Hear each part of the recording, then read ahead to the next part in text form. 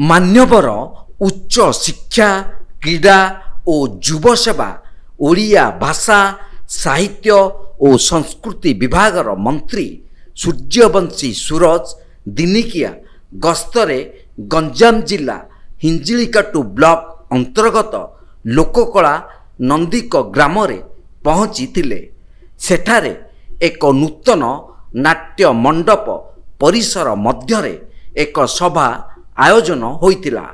एही आयोजित सभारे जिला सूचना लोक संपर्क अधिकारी अतिथि परिचय करी अतिथि मानंकु सभा मंच को पाछोटी नेइतिले।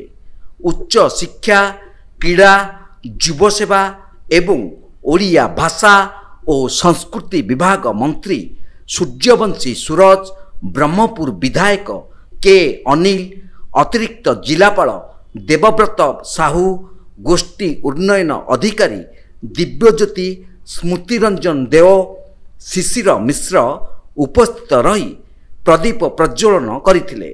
परे स्थानीय सरपंच कृष्णचंद्र भौल अतिथि मानंकु उपढौकन और पुष्पगुच्छ दे स्वागत संबर्धना जणाइथिले एवं प्रथम थर पई हिंजिली ब्लॉक नंदिक ग्राम आसीथिबारु ग्राम पंचायत तरफुरु अभिनंदन जणाइथिले।